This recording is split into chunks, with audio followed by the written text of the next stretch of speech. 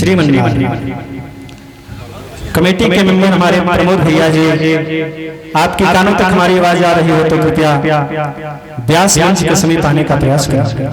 श्रीमन्नारायण जय श्री।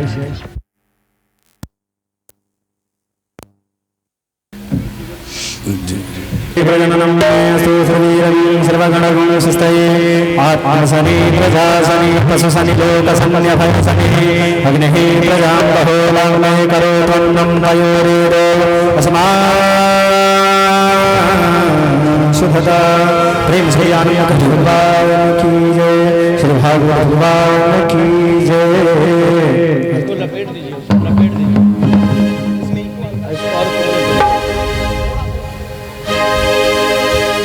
अब श्री भक्तगण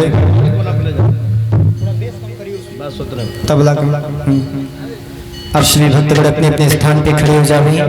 भगवान की मंगल में आरती होने जा रही है। खड़े हो जाइए आप सभी लोग अपने अपने स्थान पर खड़े हो जाए। श्री भागवती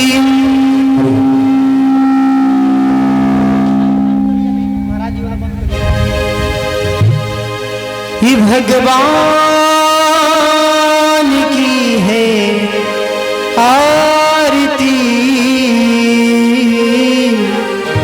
पापियों को पाप से है तारती। श्री भागवत भगवान की है आरती, पापियों को पाप से है तारती। श्री भागवत भगवान की है आरती, पापियों को पाप से है तारती।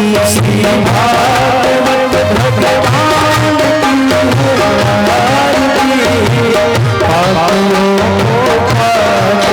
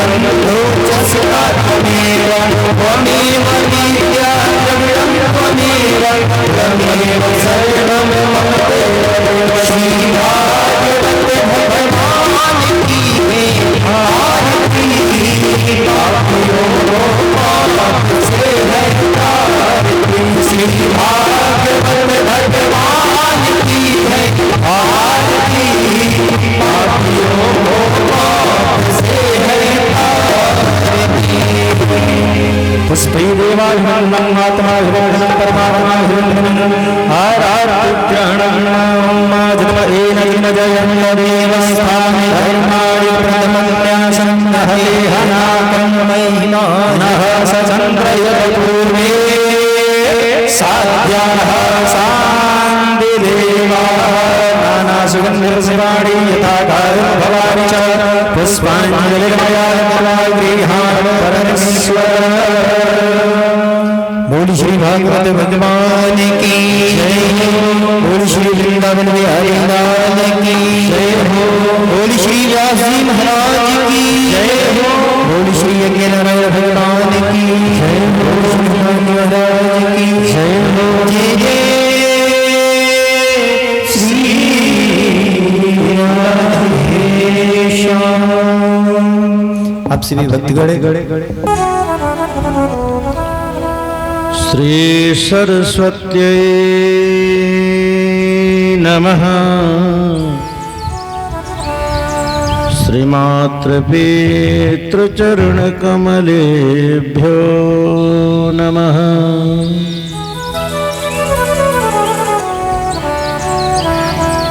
ध्येयं सदा परिभवगुजनमभीष्टदोहम् तीर्थास्पदं शिवविरञ्चिनितं शरण्यम् भृत्यार्तिहं प्रणतपाल भवाब्धिपूतं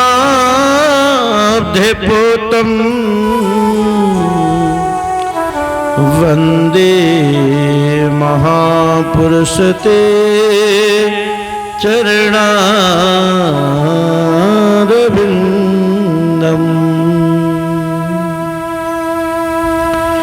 वंशी विभूषितकरा नमनीरदाभा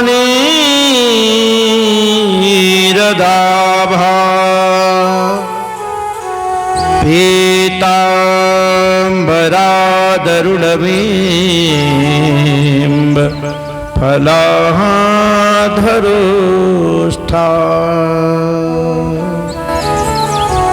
पूर्णेन्दुसुन्दरमुखात् अरविन्दनेत्रात्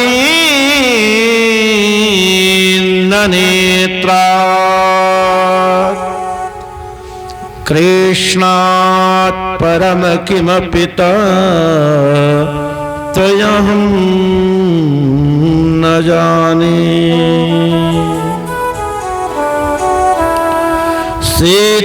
सीतानाथ समारभ्य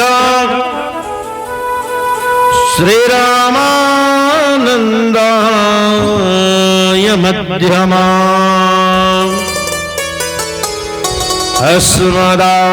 अस्मदाचार्य पर्यन्ता वन्दे गुरु परम्परा।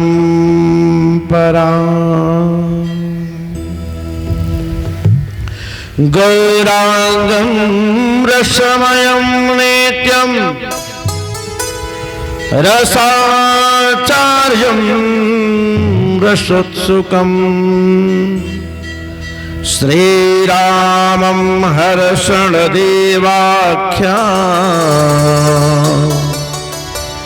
श्री सद्गुरु प्रणमाम्यहम्।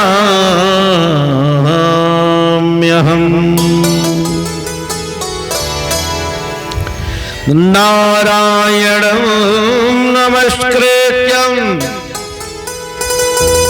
नरं चैव नरोत्तमम्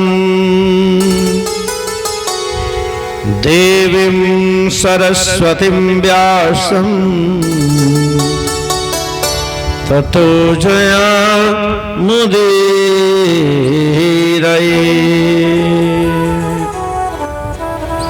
राधा मेरी स्वामिनी कि मैं राधे को दास, जन्म जन्म मोहि दीजियो श्री वृंदावन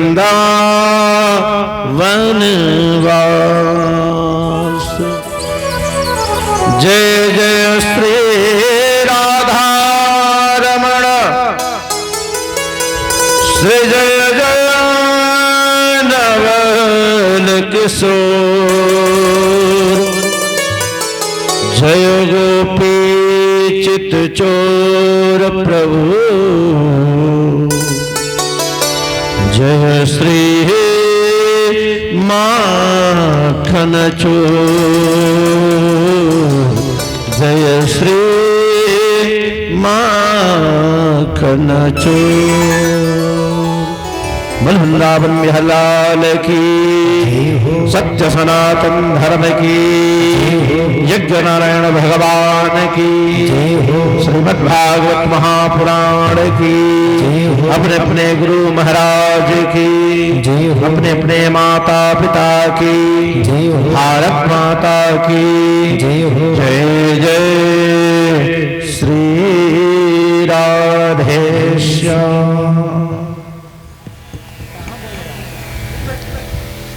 परम मंगलमय परम आदरणीय अनंत कोटि ब्रह्मांड अधिनायक तड़ंजत अभिनंदित अकारण कारण करुणालय भक्तवांछा कल्पतरु सर्वस्वर जनस्वर मोर मुकुटधारी पीताम्बर वेशधारी नंद नंदन सौदानंदन देव की नंदन श्री राधे कृष्ण भगवान के श्री पावन चरणों में दास महर्षि विप्रंदु का कोट सहनमन अर्पण स्वीकार हो। तत्पश्चात इनकी शक्ति आदि शक्ति जगजननी मैया पारम्बार राजराज श्री त्रिपुर सुंदरी कात्यायनी जगदम्बा स्वरूपा मैया राधा रानी के चरणों का आश्रय लेते हुए श्री शिव हनुमत प्राण प्रतिष्ठा सह रुद्र महायज्ञ एवं भागवत जी के माध्यम से आवाहित स्थापित ब्रह्मांड के समस्त देवी देवतागण भगवान बालकृष्ण की वांगमय प्रतिमूर्ति श्रीमद्भागवत महापुराण,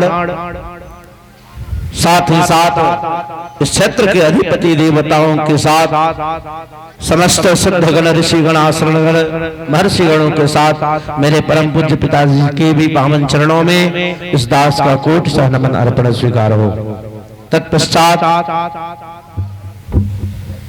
इस श्री शिव हनुमत प्राण प्रतिष्ठा सह रुद्र महायज्ञ के निमित्त बनी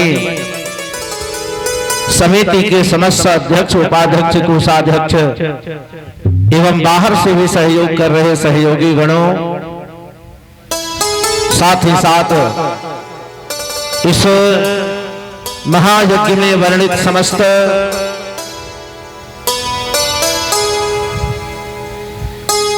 इस क्षेत्र के समस्त वर्णित जजमान गणों, उनके इष्ट मित्र बंधु बांधव परिकर, साथ ही साथ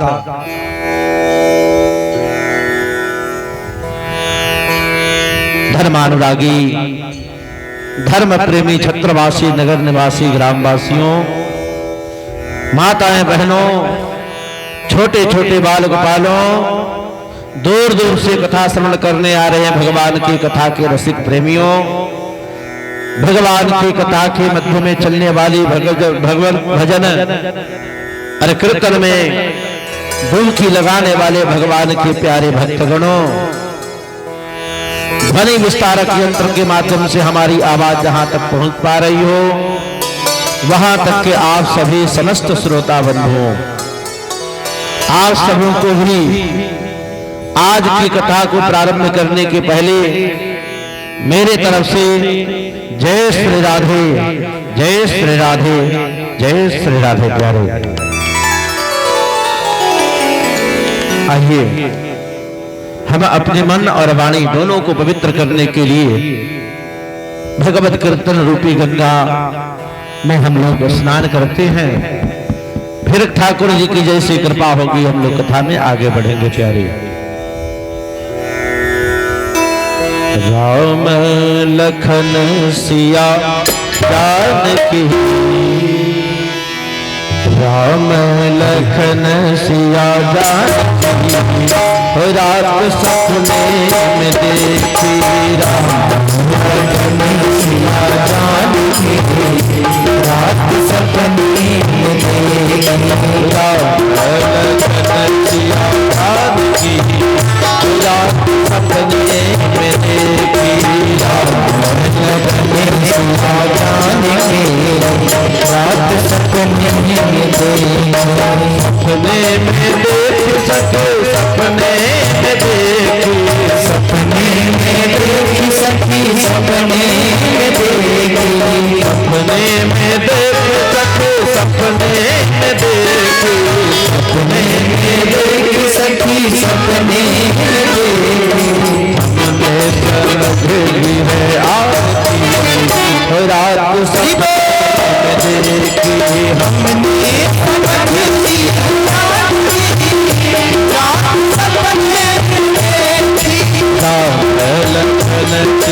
जानकी, रात सपने देखी राम लखन सिया जानकी, रात सपने।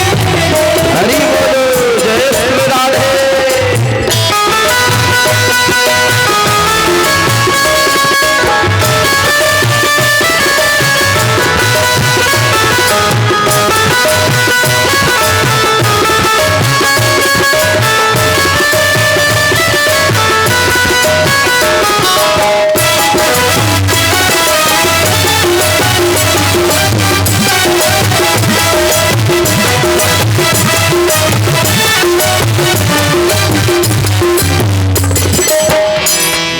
चारों दिशाएं चार खंभे खड़े थे, चारों दिशाएं चार खंभे खड़े थे, चारों दिशाएं चार खंभे खड़े थे, चारों दिशाएं चार खंभे खड़े थे, खंभे खड़े थे सके खंभे खड़े थे, खंभे खड़े थे सके खंभे खड़े थे, खंभे खड़े थे सके खंभे खड़े थे, खंभे खड़े थे सखी खंभे खड़े थे, चारों दिशाएं चार खंभे खड़े थे, चारों दिशाएं चार खंभे खड़े थे, खंभे खड़े थे सके खंभे खड़े थे, खंभे खड़े थे सखी खंभे खड़े थे, हमने समझ ली बात की रात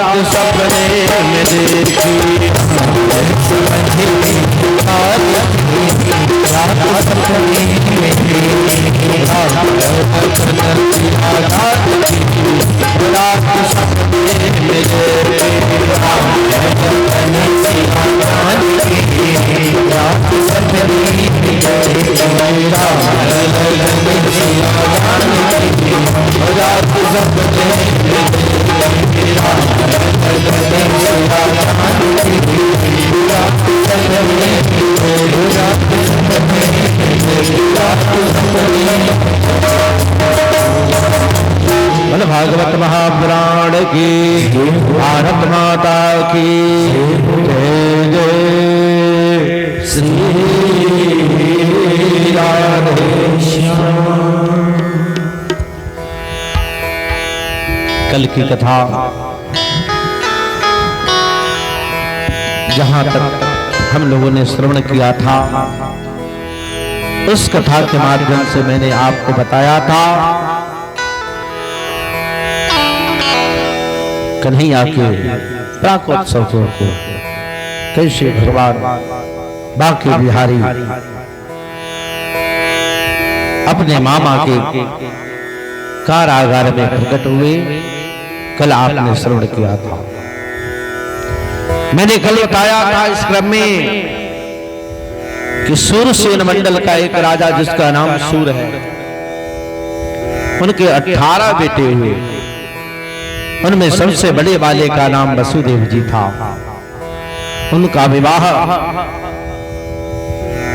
कंस के चाचा अर्थात देवक की 7 बेटियों के साथ हुई थी। देवक की 7 बेटियां थी, 6 विवाह में तो कहीं कोई परेशानी नहीं आई, लेकिन 7वें विवाह में अर्थात देवक की सबसे छोटी बेटी देवकी की शादी में इतनी बड़ी अड़चनें आई। आपको मैंने कल बताया था कि विदाई की वेला में कंस स्वयं अपने बहन और बहनोई को उनके घर तक छोड़ने की संकल्प लेता है, और जब ही रथ में बैठता है,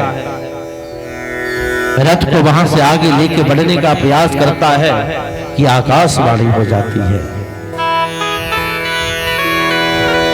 उस आकाशवाणी में ऐसा बताया जाता है कि अरे कंस, जिस बहन के शादी से तू इतना प्रसन्न है, जिसको तुम स्वयं छोड़ने जा रहे हो, उसी के गर्भ से आने वाली 8वीं संतान तुम्हारे जीवन में काल बन के आएगी।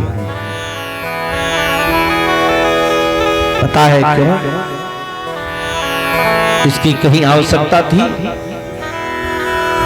कहीं से नहीं थी। लेकिन ना मेरे प्यारे, भगवान ने जब देखा कि यह दुष्ट कंस अपनी भोले भाली जनता को ठग लेगा, जो इतना बड़ा कभी क्रूर हुआ करता था, आज अपने यहां एक शादी में इतना रो रहा है। भगवान को लगा ये तो जनता को ठग लेगा। जनता को ठगने के लिए इसने ऐसी नाटक की है। इसके जो आंसू बह रहे हैं, ये आंसू वास्तविक आंसू नहीं है, ये तो दिखावे के आंसू हैं। क्योंकि इसकी पहचान क्रूर शासकों में होती थी। इसने अपनी क्रूरता छिपाने के लिए अपने मंत्रियों से उपाय पूछा था। चाणूर, वक आदि इनके मंत्रियों ने कहा था कि महाराज, अब आपके चाचा जी की शादी, बेटी की शादी का समय है, तो शादी के समय यदि आप विदाई के वक्त खूब रोवेंगे, तो चूंकि जिस समय विदाई होती है गांव की सारी स्त्रियां रहती हैं,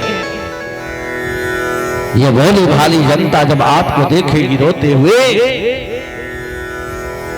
तो ये आपके जाल में फंस जाएगा। और जनता को लगेगा कि आज के बाद महाराज क्रूरता नहीं बरतेंगे, आज के बाद हमारे महाराज दया दिखाएंगे। शायद बहन जी की विदाई ने ये झकझोर दिया हो। भगवान ने देखा यह तो जनता को ठग लेगा, क्यों नहीं इसके वास्तविक चेहरा को सामने लाया जाए। सो भगवान ने आकाशवाणी कर दी, और आकाशवाणी सुनना ही था कि इसने अपने रथ से उतर के बहन जी की चुटिया को पकड़ा और ऊपर से नीचे पटक डाला। तो जनता को दिखाने के लिए भगवान ऐसा कर रहे थे, ताकि इसके वास्तविक रूप से ये जनता जैसे पहले से परिचित है, ये अब भी बना रहे। इसलिए भगवान ने ऐसी प्रेरणा दी, और इसने अपने बहन जी की चुटिया पकड़ के रथ से नीचे फेंक डाला। मैंने कल बताया था कि बहन जी हाथ जोड़ के प्रार्थना कर रही हैं और कहती हैं, भैया मैं तो अबला हूं, मैं स्त्री हूं, और इसमें भी मेरा क्या दोष है? हमने कौन अपराध किया है कि हमें मारने को तैयार हो? कंस कहता है कि बहन जी न रहेगी बांस न बजेगी बांसुरी, न आप रहेंगी और न आपसे कोई संतान प्रकट होने दूंगा, इसलिए मैं आपको ही आज समाप्त कर दूंगा। हाथ जोड़ के प्रार्थना कर रही है, विनती कर रही है, पर कंस के ऊपर कोई प्रभाव नहीं पड़ रहा। वसुदेव जी बड़े होशियार, चाहते तो उसी दिन कंस का अंतिम दिन हो जाता, इतनी ताकत थी वसुदेव जी के अंदर। लेकिन वसुदेव जी ने विचार किया कि मैं आज दुल्हा बन के आया हूं, हमारा ये ससुराल है, हमारा यहां इस रौद्र रूप का धारण करना अच्छा नहीं होगा। इसलिए ताकत होने के बावजूद भी हाथ जोड़ रहे हैं। एक बात नीति की याद आती है मुझे, मेरे प्यारे, हाथ हर आदमी नहीं जोड़ता है, हाथ वही जोड़ता है जिसके अंदर अतिशय ताकत होती है, जो अतिशय बलवान होता है। वसुदेव जी अतिशय बलवान है। कंस की जितने मंत्री आदि हैं, सब पे अकेले वसुदेव जी भारी हैं।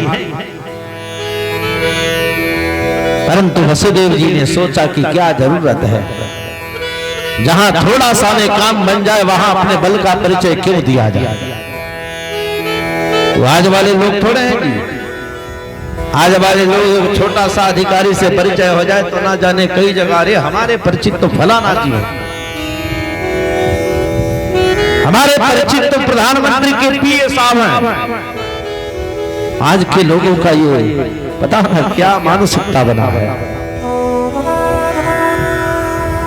प्यारे, वसुदेव जी ने अपने बल का परिचय नहीं दी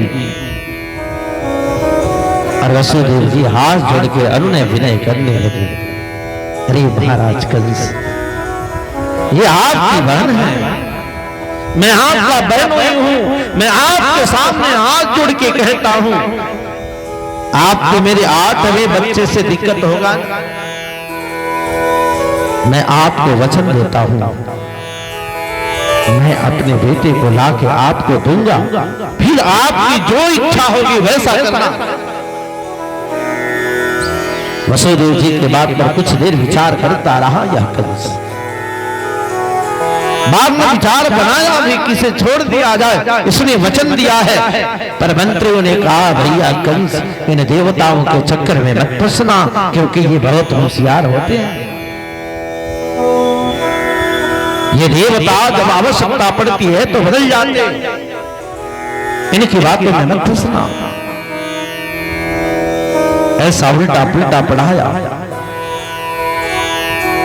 कि कंस उनकी बात सुनने को तैयार नहीं था। अंत में वसुदेव जी कहते हैं कि हे कंस, मेरी बात मान ले, तुम्हें तुम्हारी बहन के गर्भ से आने वाले 8वें संतान से दिक्कत है। मैं तुमको वचन देता हूं, 8वां छोड़ दो, पहला से ही लाके देना शुरू कर दूंगा। तुम्हारी मर्जी, जो करना हो कर लेगा, मैं मना नहीं करूंगा, ये मेरा वचन है। वसुदेव जी की बात सुनकर थोड़ा शांत हुआ। अंत में वसुदेव जी ने देखा कि अब भी हमारी बात मानने को आंतरिक रूप से ये तैयार नहीं है।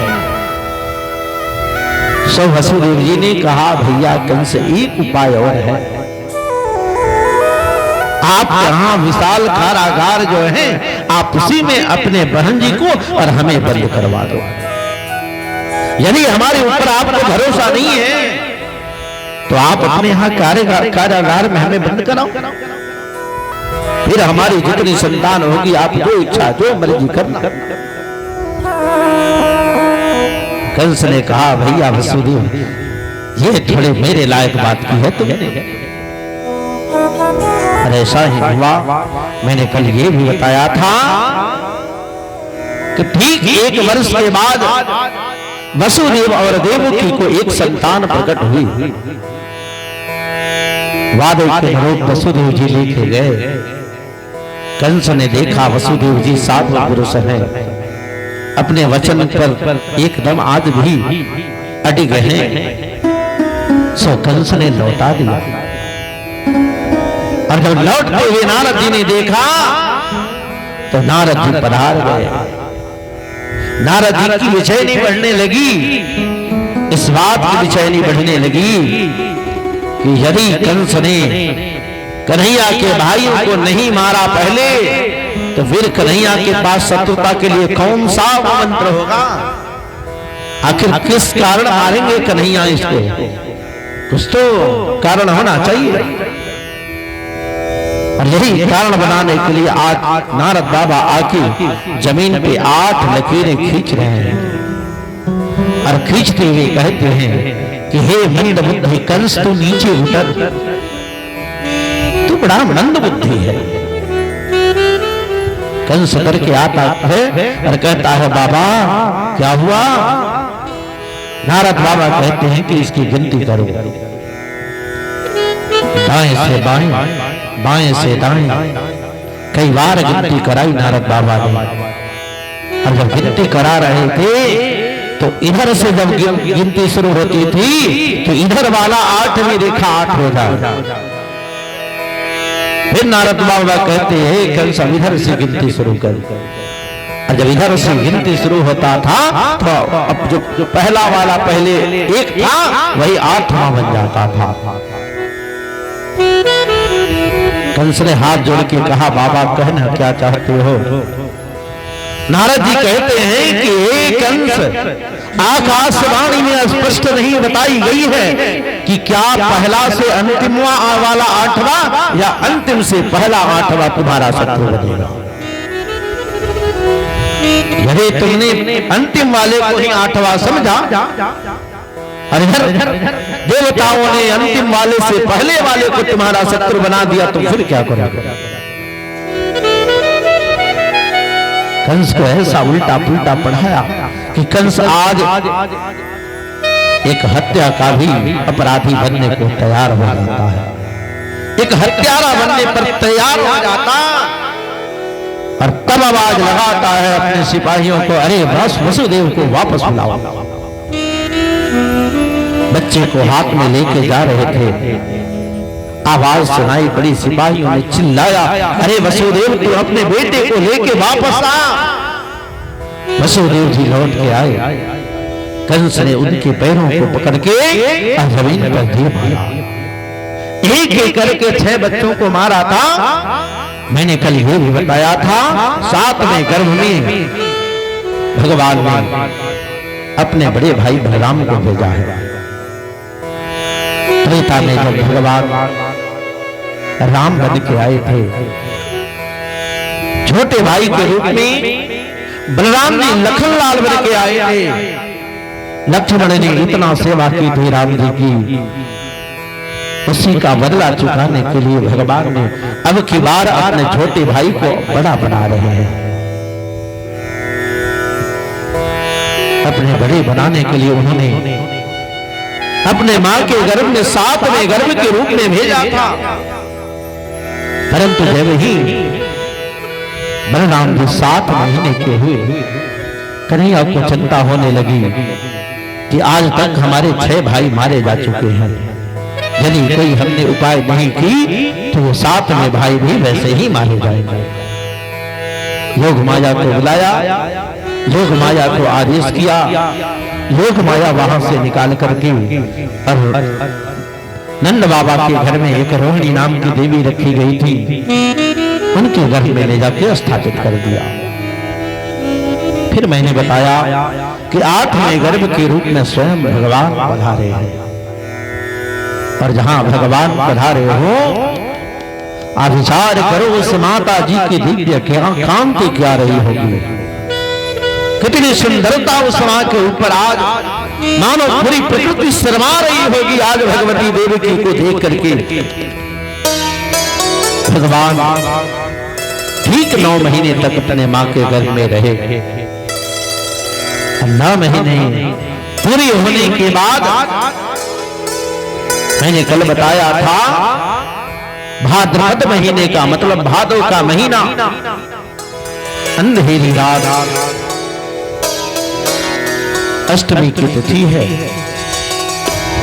और सोमवार का दिन, रोहिणी का नक्षत्र, पूरे सारे नक्षत्र ग्रह आदि एकदम अनुकूल हो गए। आकाश में बादल गनगनाने लगे, मानो आज भगवान की प्रतीक्षा के लिए आकाश नगाड़े बजा रहे हो। जैसे दुंदुभिया बजती हैं, बीच बीच में वैसे आकाश से आवाजें आने लगी, शीतल मंद सुगंध हवा बहने लगा। सारे नक्षत्र, तारे, सूर्य आदि, चंद्रमा आदि सब भगवान की प्रतीक्षा करने लगे कि हे प्रभु अब आ जाओ। और ठीक 12 बजे की रात में हमारे कन्हैया प्रकट हो गए। नंद की लाला की लल्ला के सुने के मैं आई, यशोदा मैया दे दे बधाई। सुने के मैं आई, यशोदा मैया दे दे बधाई। लल्ला के सुने के मैं आई, यशोदा मैया दे दे बधाई। लल्ला के सुने के मैं आई, यशोदा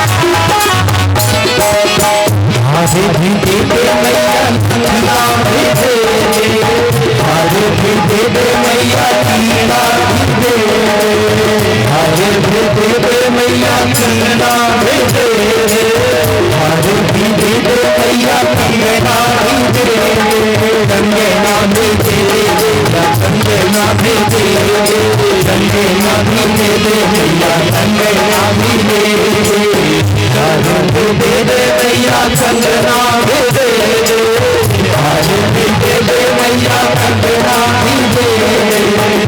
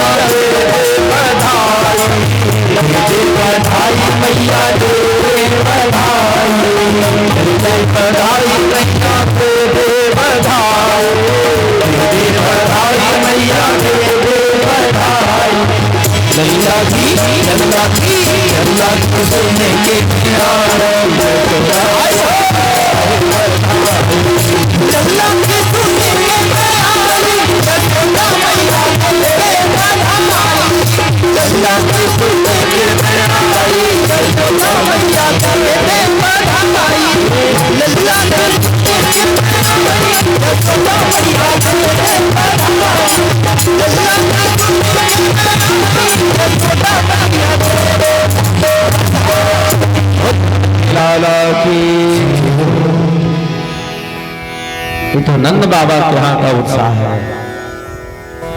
बाकी कन्हैया को वहां रख के जब वसुदेव जी वापस लौटे थे तो नंद बाबा की देवी जसोदा के गर्भ से प्रकट होने वाली योग माया जो कन्या के रूप में आज अवतरित हुई हैं, उन्हें वापस लेके आना था और वापस लेके आई।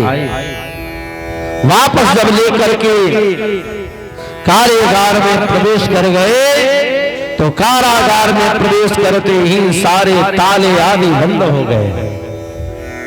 बाबा के हाथ में हथकड़ी, पैरों में वेणियां और कारागार के सारे ताले बंद हो गए। सवाल यह है कि जब कन्हैया आए थे तो सारा अपने आप खुल गया था, पर योग माया के आते ही सब कुछ अपने आप फिर बंद होना, इसका तात्पर्य क्या है? ऐसा क्यों हुआ? ऐसा इसलिए हुआ क्योंकि कन्हैया परमात्मा है। भगवान जहां आते हैं वहां किसी प्रकार का कोई बंधन नहीं रहता है, वहां बंधन टूट जाते हैं। और योग माया माया है।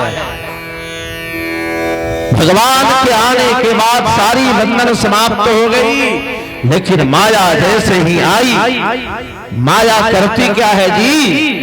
तो माया बांधती है।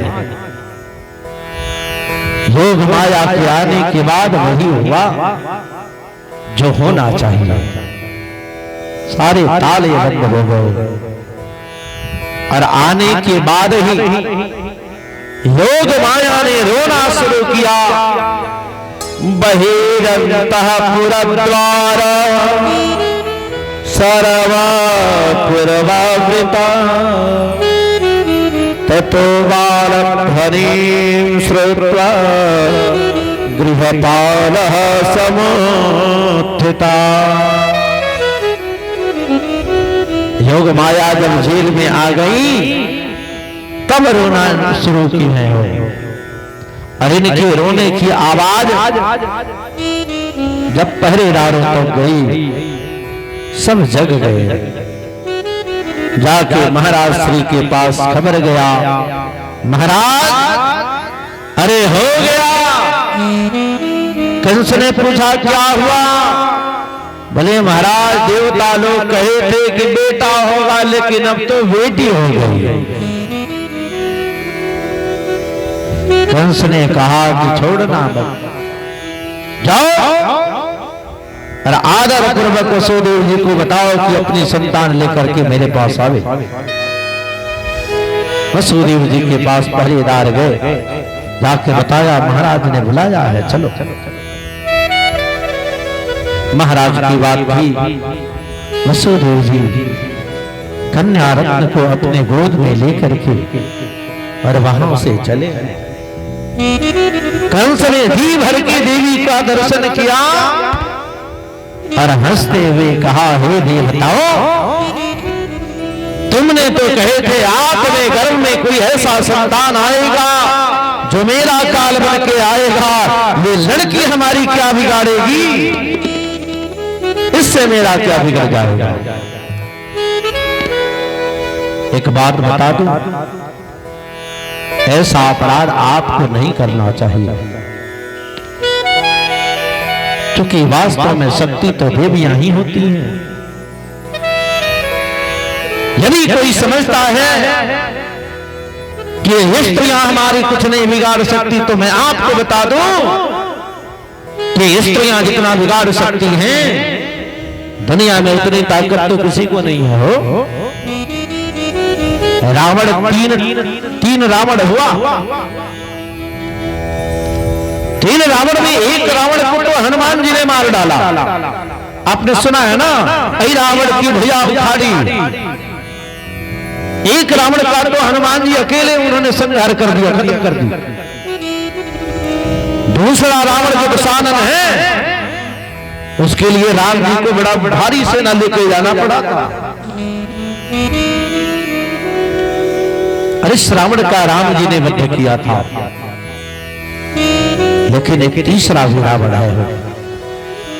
और यह रावण तब प्रकट होता है जब राम जी के सारे परिवार भी पुष्पक विमान पे बैठ गए। राम जी अयोध्या के लिए तैयार है कि अचानक यह महाबलशाली रावण प्रकट हो जाता है। और जैसे ही प्रकट होता है, हनुमान जी राम जी के पीछे जाकर छुप गए। राम जी ने पूछा क्या हुआ हनुमान जी? हनुमान जी कहते हैं कि प्रभु सामने नहीं दिखता क्या आपको? कितना बलशाली रावण। हनुमान जी के सामने राम जी ने कहा, अरे हमने तो रावण का अंत कर दिया, तो स्वप्न में तो नहीं देख रहा है रावण को? हनुमान जी ने कहा, महाराज अरे सामने से देखो, पुष्पक विमान के सामने खड़ा है और आपको ललकार रहा है, चुनौती दे रहा है, कह रहा है कि हे राम, यदि तेरे अंदर ताकत है तो हमसे लड़ो, और लड़ने के बाद यदि तुम जीत जाओगे तो फिर सीता को लेके जाना। और जैसे ही उसकी ललकार को राम जी ने सुनी, राम जी वहीं एकदम छुप गए। राम जी के साथ उतनी शक्ति नहीं थी उस रावण का प्रतिकार कर सके।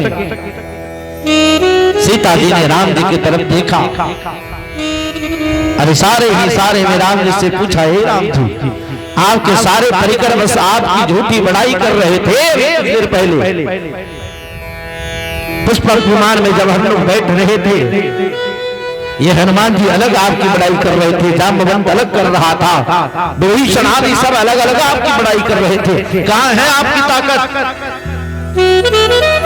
ये रावण आपके सामने खुला चुनौती दे रहा है और कह रहा है कि जब तक तुम इसको परास्त नहीं करोगे, हमें लेके आपके साथ जाने का अनुमति नहीं है। राम जी कहते हैं कि हे जगत जननी, हे जगदम्बा,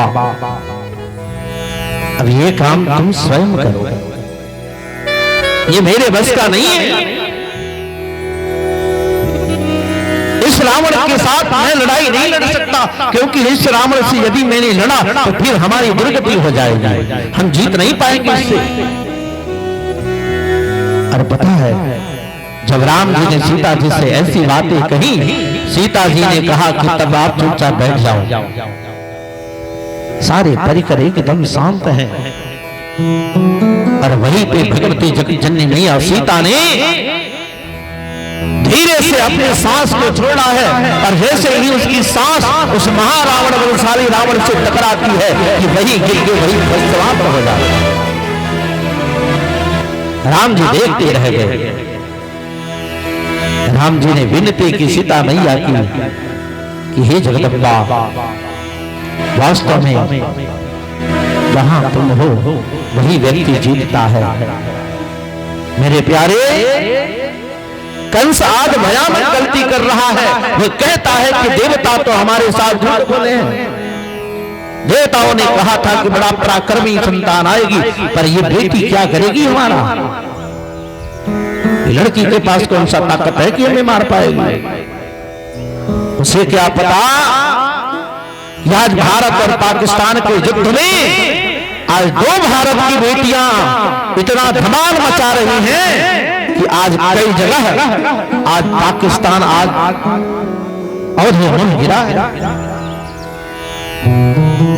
दो बेटियां, मेरे प्यारे, इस देश की लड़कियां आज तो जहाज उड़ा रही हैं, आज फाइटर प्लेन उड़ा रही हैं। मेरे प्यारे, इन लड़कियों में ताकत कम नहीं होता है। ये भले ही हमारे मर्यादा के लिए कुछ ना बोले, लेकिन जिस दिन ये अपने औकात पे आ जाती है ना, दुनिया का सारा पुरुषों का ताकत उसी समय उसका अंदाजा लग जाता है। बोलो राधे राधे, जोर से बोलिए राधे राधे। कंस कहता है कि ये हमारा क्या बिगाड़ेगी? उनके परिकरों ने कहा, भैया ये गलती मत करना। और जैसे ही उनके परिकरों ने कहा कि ये गलती मत करना, ये भी आप बिगाड़ सकती हैं, तो कंस कहा कि बस इसका भी अंत हम कर ही दे। और जैसे ही उसे मारने का प्रयास करता है, ये योग माया उसके हाथ से निकल जाती है और कहती हैं कि मया हतया मंद जातः खलु तवांत कृत यत्र कवात्वरवशत्तु हिंसी कृपणान् वृथा। अरे कंस, हे मंदबुद्धि कंस, तू मुझे क्या मारेगा? तुझे तो मारने वाला कहीं अन्यत्र जा चुका है। अरे इतना सुनने के बाद कंस ने जब सुना कि यह भगवती कह रही है कि तुझे मारने वाला कहीं जा चुका है, तो हाथ जोड़ के पूछने लगा, देवी यदि आपको पता है तो बता दे, मेरा दुश्मन कौन सा होगा। योग माया कहती है कि हम नहीं बता सकते आपको। कंस ने कहा, थोड़ा बहुत परिचय दे दो। योग माया के रूप में विंध्याचल में निवास करने वाली अष्टभुजी भगवती के रूप में ये योग माया कहती है, हे कंस, यदि तुम अपने शत्रु का परिचय पूछते हो तो सुन लो। वो तो काला काला होगा, वो तो काला काला होगा, वो तो काला काला होगा, वो तो काला काला होगा, वो तो काला होगा, वो तो काला काला होगा, वो तो वाला होगा, वो तो धुसी वाला होगा, वो तो धुसी वाला होगा, वो तो धुसी वाला होगा, वो तो धुसी वाला होगा, वो तो धुसी वाला होगा, वो तो धुसी वाला होगा, वो तो वाला होगा, वो तो भक्तों वाला होगा, वो तो भक्तों वाला होगा, वो तो भक्तों वाला होगा, वो तो भक्तों वाला होगा, वो तो वाला होगा, वो तो वाला होगा, वो तो प्रियों वाला होगा, वो तो प्रियों वाला होगा, वो तो प्रियों वाला होगा, वो तो प्रियों वाला होगा, वो तो प्रियों वाला होगा, वो तो प्रियों वाला होगा। मुरली बजाएगा, काला काला शरीर वाला होगा, गाय चराएगा, उसके पीछे गोपियों का और गोपों का झुंड घूमेगा, वो भक्तों का बड़ा प्यारा होगा। और जैसे ही कंस ने सुना कि मेरा दुश्मन काला है, अब तो भोजन की थाली में यदि जीरा जला हुआ आ जाए तो कंस को लगे कि यही मेरा शत्रु है, सो थाली पटक देता है। अपने काले बालों को सफेद बनवा डाला। डर इसको कहते हैं, इस काला से इतना डर है इसको कि अपने बाल तक को सफेद बनवा डाला। महंगे महंगे बैतूल आदि जो मड़ियां थी उनके सिंहासन में, सारे सिंहासन में मणियों को निकाल करके फेंकवा दिया कि पता न कहीं यही मेरा दुश्मन तो नहीं।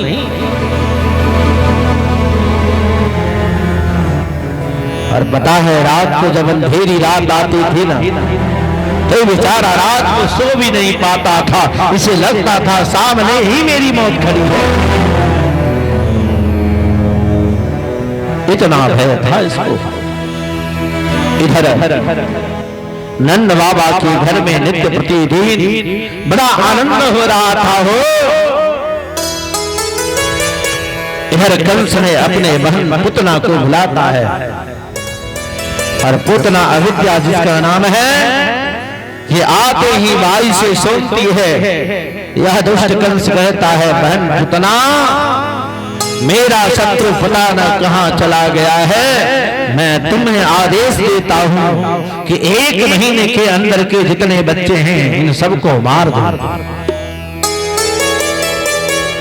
पूतना आज्ञा पाकर वहां से निकलती है, और छठी का आयोजन ठीक चतुर्दशी की तिथि में, इस चतुर्दशी की तिथि में आज भगवान बांके बिहारी का छठियार आयोजित हुआ है। आज पूरा नंदगांव बाबा के छठियार में व्यस्त है, बहुत मस्त हैं।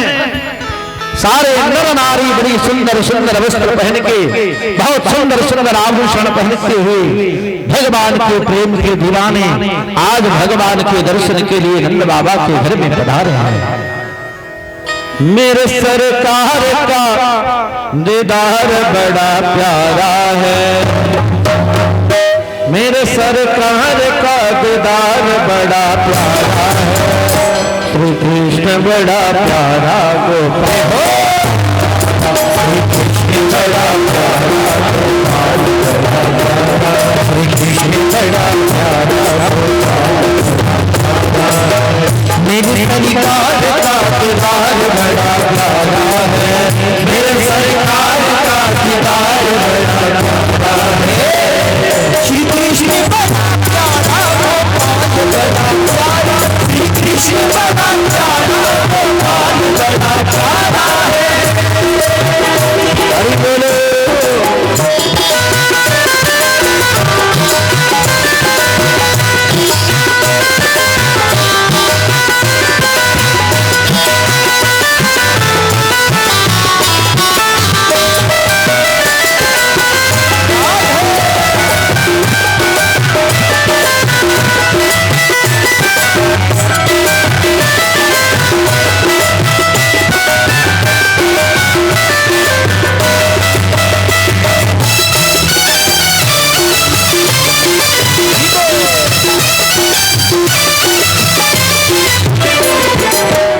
तेरी नैना कटले मोटे मोटे रखिए, तेरी नैना कटले मोटे मोटे रखिए, छीन लिया तेरी यारी, दिल को छीन लिया तेरी यारी, तेरी नैना कटले मोटे मोटे रखिए, तेरी नैना कटले मोटे मोटे रखिए, दिल को छीन लिया तेरी यारी, दिल को छीन लिया तेरी यारी। प्यारी अखियों में लगा कजरा बड़ा प्यारा है, प्यारी अखियों में लगा कजरा बड़ा प्यारा है, बड़ा प्यारा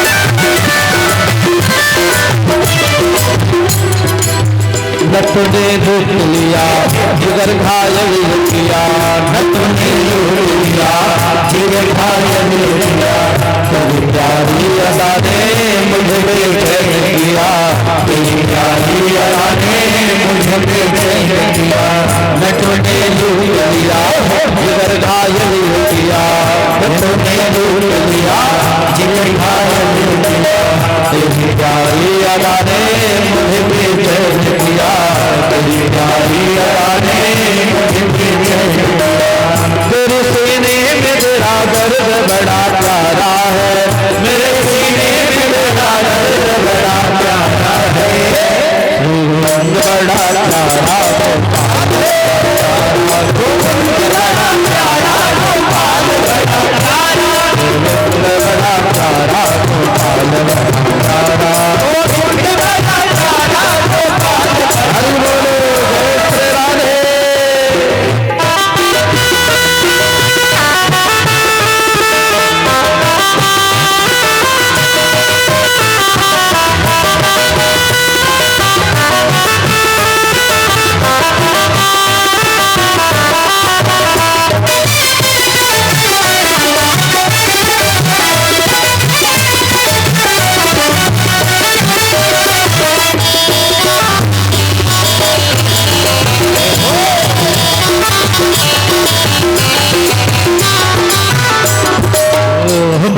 श्याम पिया तेरे बिन तड़प दिया, मेरे श्याम पिया तेरे बिन तड़प दिया, तुम्हें से किया तूने क्या जादू किया, तुम्हें से किया तूने क्या जादू किया, मेरे प्रेम पिया तेरे बिन तड़प दिया, मेरे श्याम पिया तेरे बिन तड़प दिया, तुम्हें से किया तूने क्या जादू किया, किया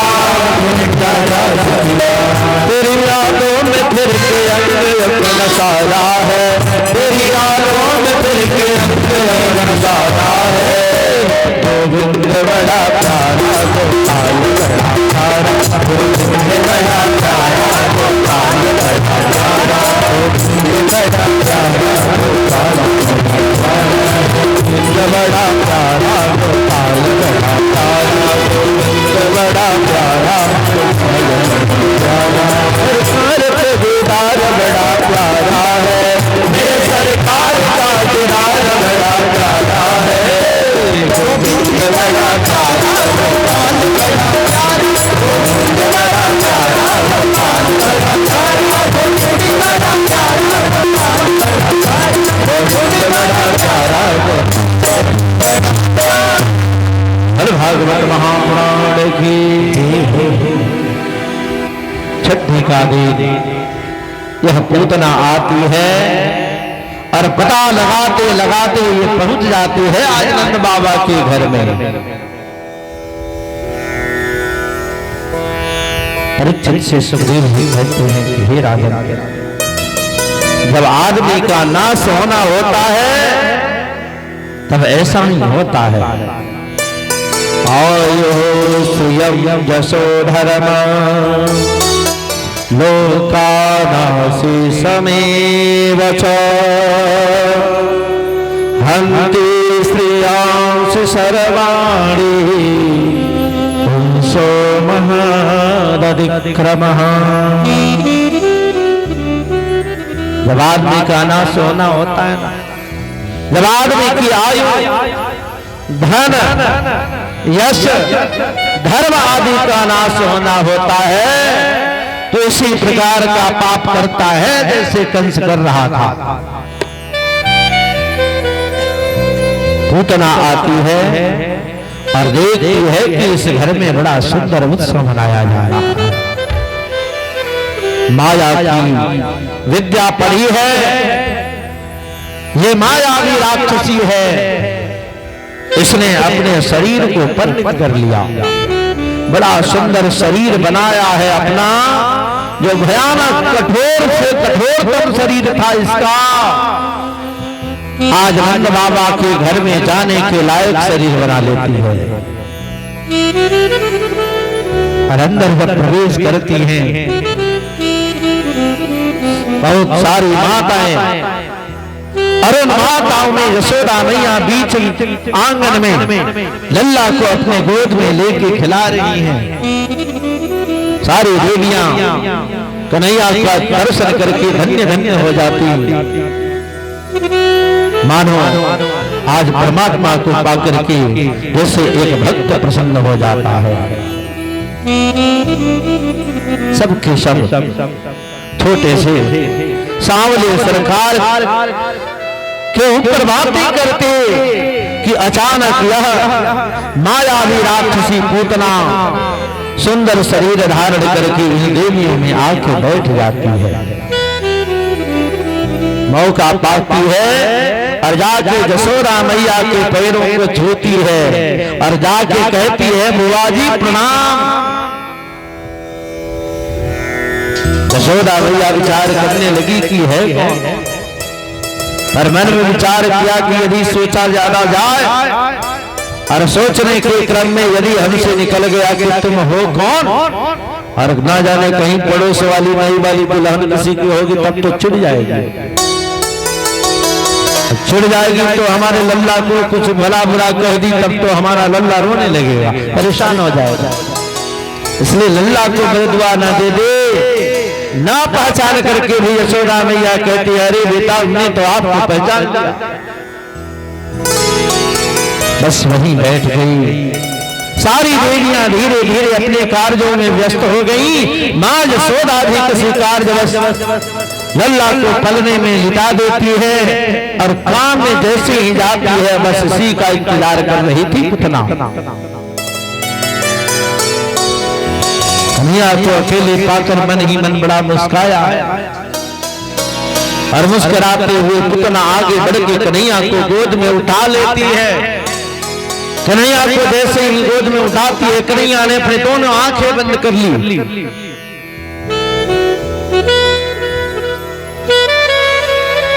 इसने कन्हैया को एक पेड़ के ओट में लेके गई और वहां ले जाकर के अपने वास्तविक रूप में आ गए। और क्यों ना आए हो, भगवान के सामने कौन सी मायावी विद्या काम करेगी। ये चाह के भी उस शरीर को छुपा नहीं सकती थी क्योंकि आज भगवान के सामने खड़ी है। ये एक पेड़ के ऊट में जाती है, वहां जाते ही इसका शरीर बदल जाता है, पहाड़ सा शरीर। कन्हैया ने अपनी आंखें बंद कर ली है। दोनों छोटे छोटे हाथों से कन्हैया ने आज पूतना के गर्दन को पकड़ लिया है। पता है क्यों? क्योंकि कन्हैया को पता है कि जिस वक्त हम इसका प्राण खींचेंगे यदि ये हम गोद में लिए रहेगी तब तो हमें फेंक देगी, अभी मरेगी कैसे। इसलिए इतना जोर से कन्हैया ने पकड़ा है कि मानो अब छूटने वाला ये बंधन नहीं है। और ऐसे भी रामचरितमानस में 2 तरह की माता जी होती है, ऐसा वर्णन है। 2 प्रकार के महतारी लोग होला, एगो तो बंदरिया के तरह। बंदर को देखा है आप लोगों ने? बंदरिया के जब बच्चा होता है ना, जब बंदर पैदा होते हैं तो उस बंदरिया जो मां है उसको अपने बच्चों पर भरोसा ज्यादा होता है। इसलिए एक जगह से दूसरे जगह यदि जाना होता है तो बंदरिया अपने बच्चे को नहीं पकड़ती है, बंदरिया का बच्चा ही उसको पकड़ के रखता है। और यही कारण है कि एक जगह से दूसरे जगह जाने के क्रम में बंदरिया अपने बच्चों को ज्यादा खो देती है। भाई बच्चा का पकड़ तो कमजोरी होगा ना, सो बच्चे गिर के राम जी को प्यारे हो जाते हैं। और दूसरी माँ है बिल्ली, बिल्ली की तरह। बिल्ली को भी आपने देखा होगा, बिल्ली को अपने बच्चों पर भरोसा नहीं होता है। एक जगह से दूसरे जगह जब इनको अपने बच्चों को लेके जाना होता है ना, तो ये अपने मजबूत मुंह के दांत से पकड़ती हैं। और यही कारण है कि बिल्ली अपने बच्चों को एक जगह से दूसरी जगह पहुंचाने में अपने बच्चों को खोती नहीं है। भगवान ने भी सोचा कि यदि ये पकड़ के रखेगी तो प्राणांत होने के पहले ही हमें फेंक देगी। वही जब शरीर में पीड़ा होगा तो फेंक देगी, फिर इसका अंत कैसे होगा? क्योंकि इसने कई बालकों का अंत किया है, क्योंकि नाम ही है पूतना बाल घातनी। ये 5 वर्ष के बच्चों के ऊपर ज्यादा प्रभावशाली होती है। प्रायः बीमारियां जो बच्चों को लगती हैं, हमारे यहाँ शास्त्र में उसे पूतना बाल घातनी के नाम से जाना जाता है। मेरे प्यारे कन्हैया ने गर्दन को पकड़ रखा है बहुत मजबूती से और आंख को बंद किया है। संतों के अनेक भाव है भागवत जी में। कुछ संत कहते हैं कि कन्हैया ने इसलिए आंख बंद की है क्योंकि पूतना के विशाल शरीर को देख करके, कठोर शरीर को देख करके कन्हैया डर गए। छोटा सा बालक आपके घर में देखिएगा, अगर भयावह शरीर वाला कोई सामने दिख जाए तो बालक आपका आंख बंद करके भाग जाता है, भागता है ना।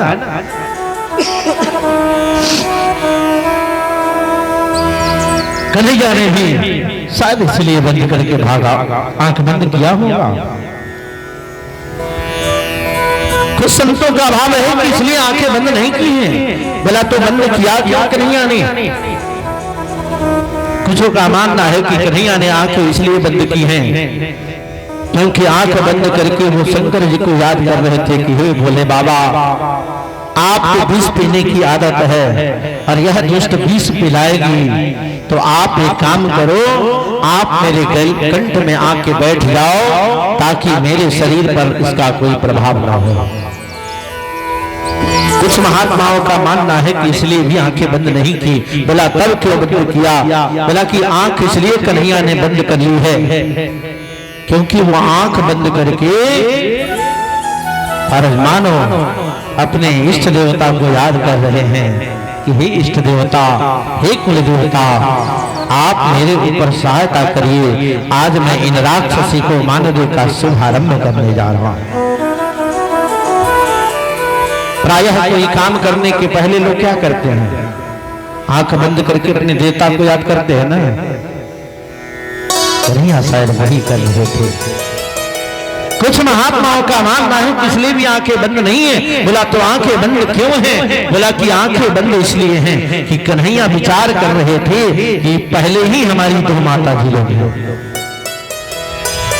अरे एक ने जन्म दिया, दूसरे के यहाँ पालन हो रहा है, अब ये तीसरी माँ भी जब हमें दूध पिला देगी तो माँ हो ही जाएगी। तो 2 के मरने के बाद तो स्थान मैंने निर्धारित कर दिया है कहाँ जाना है।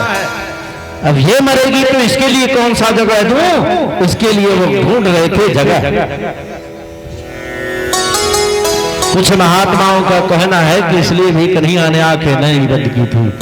बोला क्यों बंद कर ली थी कन्हैया ने? तो कन्हैया को पता है कि मैं ठहरा परमात्मा, ये ठहरी साधारण सी जीव जीने वाली है राक्षसी, और हमारा तो संकल्प है। क्या संकल्प है जी? तो सन्मुख हो ही जीव मोहि जाबाहि,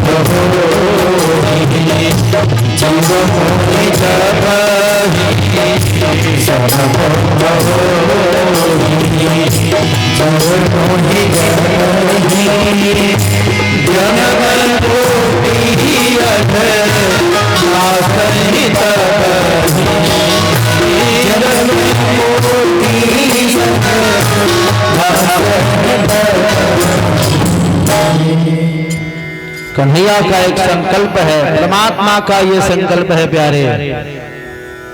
परमात्मा का संकल्प ये है कि भयानक से भयानक पापी भी मेरे सामने यदि आ जाए, और यदि हमारे आंखों से कि उसकी आंखें टकर आ जाए, लड़ जाए, तो फिर उसके किए हुए जन्म एक जन्म नहीं, अनेकों जन्म के भी अगर पाप से भी बड़ा कोई पाप है तो वो भी पाप समाप्त हो जाती है। और जब आप पाप समाप्त हो जाएगी तो फिर ये दुष्ट स्त्री हमसे इसका प्रेम हो जाएगा। तो जब इसके साथ हमारा प्रेम होगा तो इसको हम मारेंगे कहां? सो इससे बेहतर है कि इससे प्रेम हो ही नहीं, और इसके लिए कन्हैया ने अपने दोनों आंखों को बंद कर लिया है। इधर पूतना ने अपने स्तन को निकाला, और यह पूतना लाल घातनी कन्हैया के मुंह में स्तन को दे डालती है। उसने अपने स्तन पर कालकूट नाम के बीज को लगा के रखा था। कन्हैया ने धीरे धीरे, सुग्रीव जी कहते हैं कि हे राजन, धीरे धीरे कन्हैया ने उस बाल घातनी पूतना के शरीर से पहले तो दूध पिया है, और जब दूध समाप्त हो गई तो उसने उसके शरीर के रक्त को पीना शुरू कर दिया। अच्छा, अब एक सवाल है कि दूध है क्या? क्योंकि शास्त्रों में भी है, क्षीर सागर की चर्चा है, आपने सुना है ना? बड़ी जानने योग्य बता दूं मैं बात। आपने सुना होगा क्षीर सागर में भगवान विष्णु शयन करते हैं। क्षीर सागर है, क्षीर सागर आज जो कैप्सियन सागर कहलाता है ना, कैप्सियन सी, वही क्षीर सागर है। और आपको मैं बता दूं मेरी माताएं बहनों, जहां माताओं का स्तन होता है उसके ठीक 4 अंगुल नीचे यह सागर होता है, और हर मां के शरीर में रहता है जी। वहां भगवान विराजते हैं।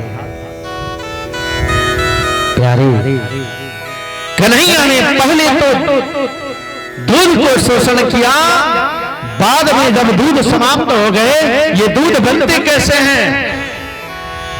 ये दूध तब बनते हैं जब प्रसव के बाद मिल्क अल्बिलोई की प्रक्रिया होती है स्तन्य धातु पर, और जब स्तन्य ग्रंथियां इनके साथ टकराती हैं तो माताएं आपके शरीर का वहां का जो पार्टिकुलर क्षेत्र है जहां स्तनाशय है, वहां का रक्त ही दूध के रूप में परिणत हो जाता है। मैंने खून ही दूध बन जाती है। कन्हैया ने पहले तो सारा रक्त दूध पिया है, और जब दूध समाप्त हो गया तो उसके शरीर से रक्त पीने लगे, और जब शोषण करने लगे कन्हैया ने इसके रक्त का, तो ये बेचारी अपने प्राण की भीख मांगने लगी। पर कन्हैया ने जोर से पकड़ रखा है, ना आज तो हम छोड़ेंगे नहीं माता जी, आपको उत्तम लोक प्रदान करने वाला हूं, आपको धात्रोचित गति प्राप्त होगी माता जी, आप घबराओ मत। आप मां बन के हमें दूध पिलाने का काम की हैं, भले ही उसमें जहर लगा के आई हो, लेकिन आपने अस्त्र दिया है, आपको मैं एक माता की गति दूंगा। आज कन्हैया का संकल्प है, क्योंकि कन्हैया किसी का कर्ज खाता नहीं है जी, भगवान किसी का कर्ज लेके जाते नहीं है, वो वही का वही चुका के जाते हैं। बेचारी हाथ पांव पटकती रह गई।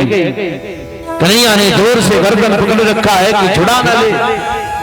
अंत तक कन्हैया ने इसके सारे शरीर के रक्त को शोषित किया, और तब इसके प्राणांत हो गए। प्राणांत होते ही यह विशाल शरीर वाली पूतना धड़ाम से गिर पड़ी, और जैसे ही आवाज हुई, आवाज होते ही नंद बाबा के घर के सारे लोग बेचैन, बीच आंगन में पलने पे यशोदा मैया लल्ला को खोज रही, पर लल्ला नहीं दिखता। सारी देवियां इधर उधर भागकर कन्हैया को खोजने लगती हैं, कन्हैया का कहीं कोई अता पता नहीं। एक परिकर भागता हुआ आता है और कहता है कि भैया आप लोग यहाँ रो रहे हो, और कन्हैया तो घर के बगल वाले पेड़ के ओट में गिरा पड़ा है। सारे परिकर भाग के आते हैं, नंद बाबा के सारे दूत आते हैं, और आकर के देखा कन्हैया एक ऊंचे से बहुत कठोर शरीर वाले महिला के शरीर पे लात मार मार के खेल रहे थे, जरा जरा होते भी थे। नंद बाबा के परिकरों ने कुल्हाड़ी लाई, और कुल्हाड़ी ला करके पूतना के विशाल शरीर को टुकड़ा टुकड़ा काट के छोटा किया, और तब ऊपर से कन्हैया को उतारा गया। इस प्रकार से कन्हैया ने आज राक्षसों के मारने का शुभारंभ किया है। श्री गणेश हुआ है। जब 1 महीना की कन्हैया हुई, कन्हैया को मारने के लिए कंस ने अपने एक दूसरे दूत को भेजा है, जिसका नाम है व्योमासुर, जो हवा बन की आता है। उसका भी कन्हैया ने संहार किया। जब कन्हैया 2 महीना की हुई, इनका नामकरण हुआ। पुरोहित गर्गाचार्य जी ने रोहिणी के गर्भ से आने वाले संतान का नाम बल की अधिकता के कारण बलराम रखा, और इधर इनका नाम जो मां यशोदा की गोद में खेल रहे थे, इनका नाम कृष्ण रखा। कृष्ण का अर्थ होता है कर्षयति इति कृष्ण, जिसमें आकर्षण हो, जो जीव के मन को अनायास अपने तरफ खींच ले, उस जीव का नाम कृष्ण है। और ऐसे भी याद रखना, कृष्ण जब लिखोगे ना तो नीचे बंसी के तरह लगी रहती है। मैंने कल वर्णन किया था कि कन्हैया 3 जगह से टेढ़े होते हैं। कहीं भी फोटो में देखना, कन्हैया का फोटो यदि आपके घर में हो या कहीं भी हो, तो आप देखना कन्हैया 3 जगह से टेढ़े होते हैं। ठीक उसी तरह से जैसे मल्लाह के बंसी 3 जगह से टेढ़ा होता है, और वही बंसी है वो जो मल्लाह अपने जीवन में मछली पकड़ने के लिए लगाता है। पानी में डाल करके अथाह पानी से मछली को जैसे खींचता है ना, वही बंसी कन्हैया की कृष्ण शब्द में है। पता है क्यों? क्योंकि कन्हैया को पता है, लोग कहते भी हैं कि सीधा अंगुली से घी वापस ना आवेला, थोड़ा सा टेढ़ करे तो डरी, जब टेढ़ कर जाए ना तब घी वापस आई। कन्हैया को पता है कि ये जीव हमारे पास ऐसे आने वाले नहीं है जब तक हम न खींच लें इन्हें। इसलिए कन्हैया ने मल्लाह का वो यंत्र अपने पास रखा है, जब चाहते हैं जिसके तरफ चाहते हैं डाल देते हैं, और हम जीव को वो अपने आप खींच लेते हैं। बोलो राधे राधे। जोर से बोलिए राधे राधे। 3 महीना की जब कन्हैया हुए, कन्हैया को मारने के लिए दुष्ट कंस ने तृणावर्त नाम के राक्षस को भेजा है हो, और तृणावर्त का भी अंत किया है। अनेकों राक्षसों का शकटासुर आदि का वध करते हुए कन्हैया के अनेक जो विधियां थी उस विधि के अनुसार संस्कार होते जा रहे थे। कन्हैया 2 साल का हुआ और इसने 2 साल की अवस्था में आज मिट्टी खाई है। इसके पीछे भी बड़ा रहस्य था। नंद बाबा के घर के दरवाजे के सामने 2 यमलार्जुन के पेड़, जो कुबेर के बेटे नल और कुबर हैं, श्राप के कारण दोनों यमलार्जुन बने हैं। उनके उद्धार के लिए कन्हैया ने ये लीला की है। कन्हैया ने मिट्टी खाई है। जाके सखियां कहती हैं, यशोदा तेरा लल्ला तो मिट्टी खाने लगा। यशोदा मैया आके कान की चाबी घुमाती है और जैसे ही कान की चाबी ऐंठती है कन्हैया का मुंह खुल जाता है और उसी में एक छोटा सा मिट्टी का ढेला दिख जाता। माँ कहती कन्हैया तू मिट्टी खाता? कन्हैया कहता ना मेरी माँ, हम मिट्टी क्यों खाएं, हम मिट्टी नहीं खाते।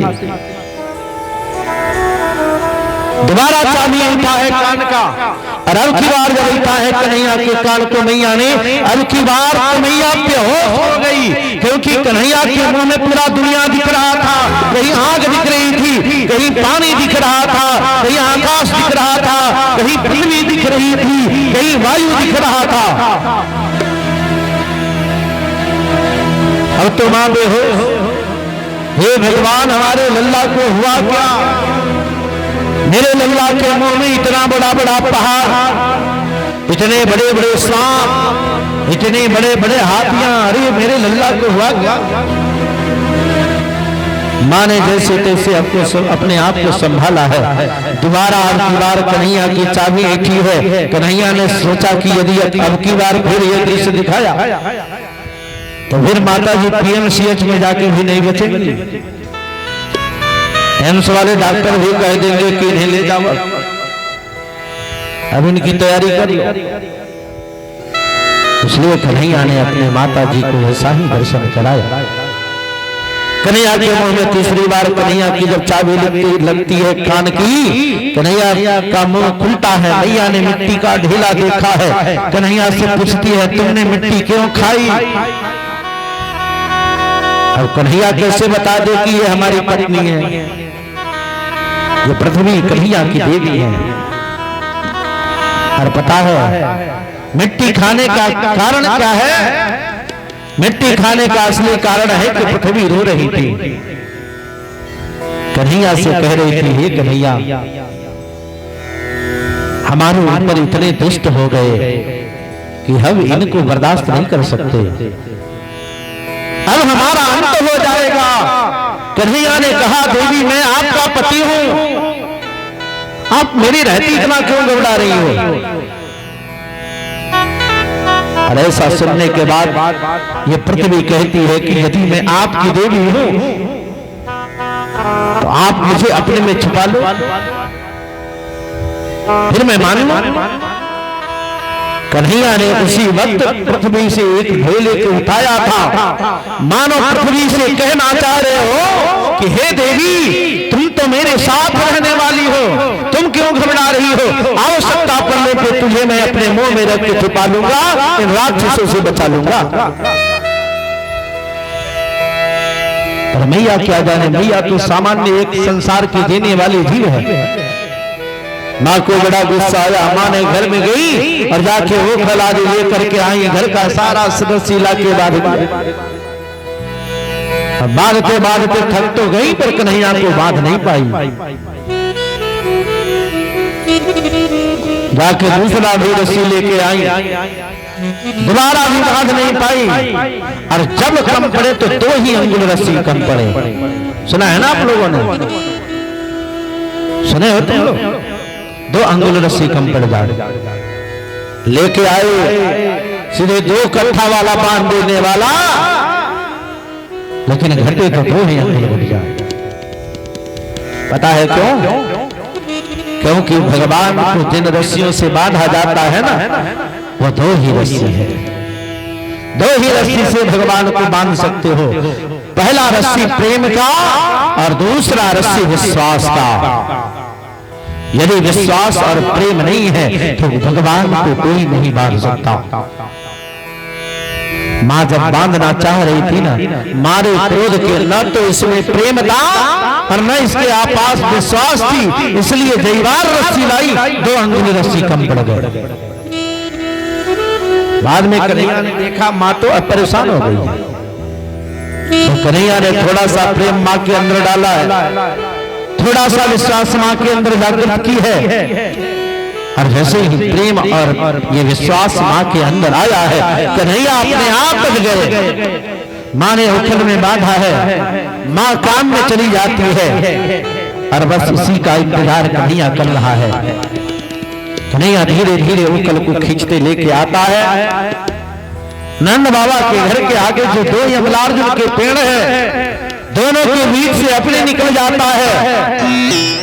रस्सी लंबी थी, कन्हैया कुछ दूर आगे बढ़ गया और दूर जाकर के एक झटका मारा है कि एक झटके में ओखल के दोनों जो बाहर निकले क्षेत्र थे, उनके टकराने से दोनों यमलार्जुन के पेड़, तो कुबेर के बेटे नल और कुबर हैं, दोनों वही गिर पड़े और दोनों मुक्त हो गए।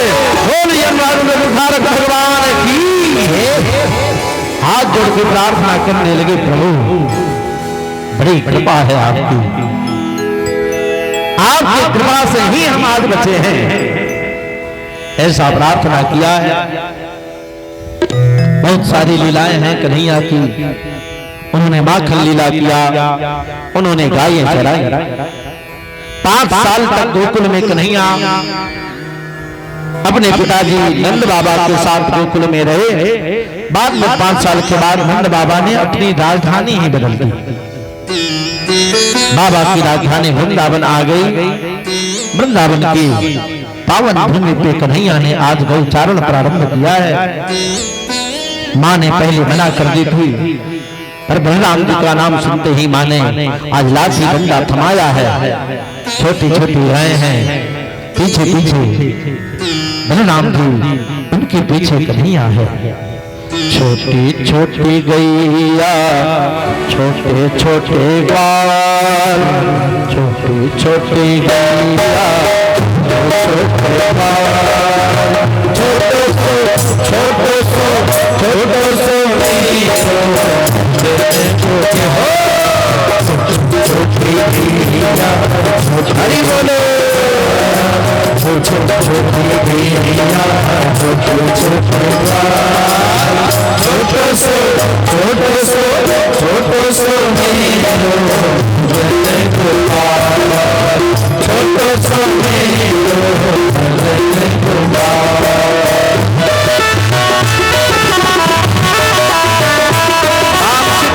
आप भी ऐसा अनुभव करो कि हम सब गौचारण में निकले हैं। गौचारण की मानसिक यात्रा वास्तविक यात्रा का ही फल प्रदान करेगी, मुझे विश्वास है। दोनों हाथ ऊपर करते हुए ताली बजाते हुए मानो हम सब कन्हैया के साथ गाय चराने के लिए जंगल में जा रहे हैं।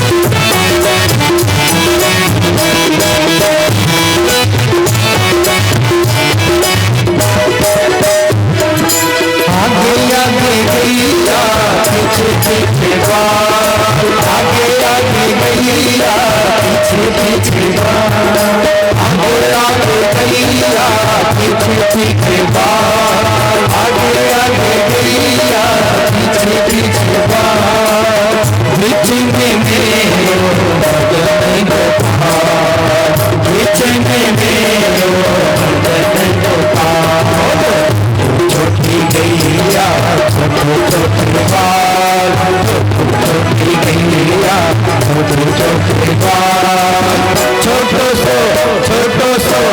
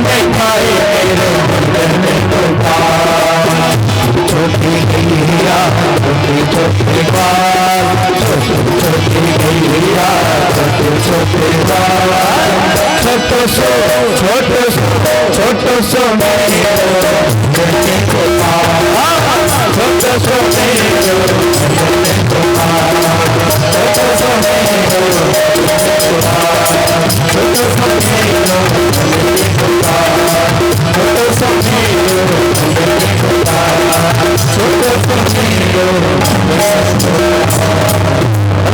भगवान की एक दिन ब्रह्मा जी को जब पता चला कि भोले का कन्हैया का नाम इतना विस्तार हो रहा है, तो ब्रह्मा जी को जलन होने लगा। अब जलते हुए ब्रह्मा जी ने विचार किया कि आज कन्हैया का परीक्षा ले ही ले। सो कन्हैया की परीक्षा के लिए ब्रह्मा आ गए। कन्हैया उस समय पानी पीने गए थे, सारी गायें चल रही थी, इनके भाई परिकर आदि सब जंगल में थे। ब्रह्मा जी ने इनके गायों का चोरी किया, इनके भाई के साथ इनके परिकरों का अपहरण करके पाताल लोक में ले जाके छुपा दिया। कन्हैया जब पानी पी के लौट के आया, जब गायें नहीं दिखी, इनके परिकर नहीं दिखे, ध्यान लगाई और ध्यान लगाते ही देखा कि बेटा ब्रह्मा जी आज हमसे इतनी होशियारी। ब्रह्मा की होशियारी को दूर करने के लिए आज कन्हैया ने बड़ा सुंदर लीला किया है। कन्हैया ने माया के गायों को बनाया है, अपने को ही बनाया, भैया बलराम जी को ही बना करके भेज दी घर, और स्वयं कन्हैया आज ब्रह्मा जी का रूप धारण करके ब्रह्मलोक पहुंच गए। ब्रह्मा जी के पहरेदारों को बुलाया और स्वयं ब्रह्मा की तरह दिखने वाले कन्हैया ब्रह्मा जी के ही पहरेदारों से कह रहे हैं कि भैया पहरेदारों, मैं जा रहा हूं अंतःकरण में सोने। यदि मेरे जैसा कोई व्यक्ति मेरा रूप धारण करके आवे तो उसे ब्रह्मा मत समझ लेना, उसे भगा देना। देखो कन्हैया स्वयं ब्रह्मा का रूप धारण करके गए, लेकिन कह रहे हैं कि मेरे जैसा अगर बन के आवे, ब्रह्मा दूसरा कोई बन के आवे तो उसे भगा देना, क्योंकि इनको पता है कि ब्रह्मा तो एक न एक दिन अपने राज्य में आएंगे जरूर। अंतःकरण में प्रवेश कर गए, पहरेदार खड़े हो गए। पूरा 1 वर्ष बीत गया। 1 वर्ष के बाद ब्रह्मा जी को जब अपने ब्रह्म लोक की याद आई, तो ब्रह्मा जी वहां से भूखे प्यासे भाग के ब्रह्म लोक गए और अपने ही सिंहासन पे बैठ नहीं पाए। ब्रह्मा जी जब ब्रह्म लोक पहुंचे, पहरेदार ब्रह्मलोक के सामने ही खड़े थे। ब्रह्मा जी को जाते देख करके दूर से ही रोक दिया, अरे वह रुपया रुक जा। ब्रह्मा जी आश्चर्य में पड़ गए, हम ही यहाँ के राजा और हमारे ही सिपाही हमें तो कह रहे हैं अरे वह रुपया रुक जा। ब्रह्मा जी मुस्कुराने लगे, बुलाया पहरेदारों को, भैया हमें नहीं पहचाना तूने, हम तुम्हारे स्वामी ब्रह्मा, मेरे यहाँ तुम पहरेदार हो। सिपाहियों ने कहा झूठ मूठ का नाटक नहीं करो, हमारे स्वामी जी ने पहले बताया तुम ब्रह्मा नहीं हो, हमारे ब्रह्मा तो अंतःकरण में आराम कर रहे हैं। ब्रह्मा जी ने कहा अरे मैं वास्तविक ब्रह्मा हूं, मैं ही यहाँ का राजा हूं, मुझे जाने दो। सिपाहियों ने कहा कि भैया ज्यादा तुम करोगे गर्दन में हाथ लगाएंगे नीचे। ब्रह्मा जी जब नहीं माने तो नहीं कि दूतों ने कन्हैया की कृपा से ऐसा धक्का मारा है कि औधे मुंह जमीन में गिर पड़े। अब बेचारे ब्रह्मा जी वहां पड़े रहे और रोने लगे। रोते हुए ब्रह्मा जी, अभी आरती कर दिया जाए, लाओ आइए आरती करते हैं।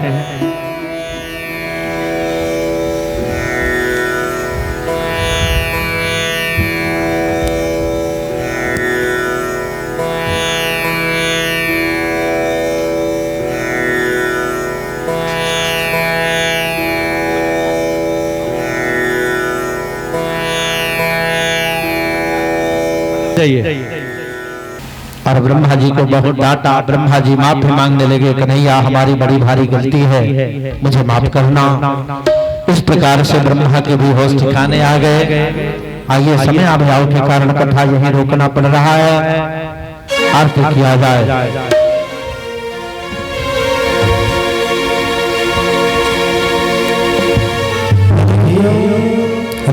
श्रीमन नारायण। और बाकी की जो कथा है कल अंतिम कथा होगी, कल रात में अंतिम कथा होगी, क्योंकि समय भी नहीं मिल पा रहा। ये लोग इतना जल्दी तैयार होके आ जाते ना।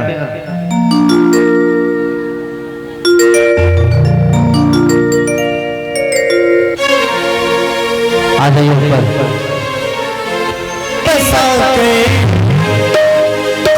मूर्ति मन में बसा के तेरी मूर्ति उतारूं मैं गिरधर तेरी आरती। मन में बसा के तेरी मूर्ति उतारूं मैं गिरधर तेरी आरती। तेरी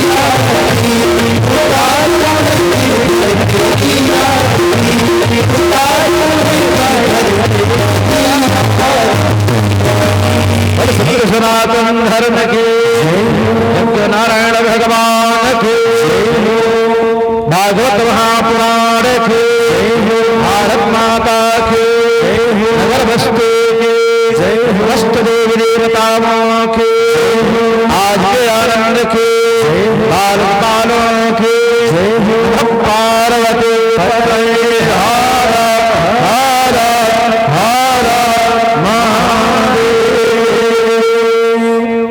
सर्वे भवन्तु सुखिनः सर्वे सन्तु निरामयाः सर्वे भद्राणि पश्यन्तु मा कश्चित् दुःखभाग् भवेत्। शान्तिः शान्तिः सर्वाणि शुभानि भवन्तु। इन विशेष सूचनाओं के साथ कल की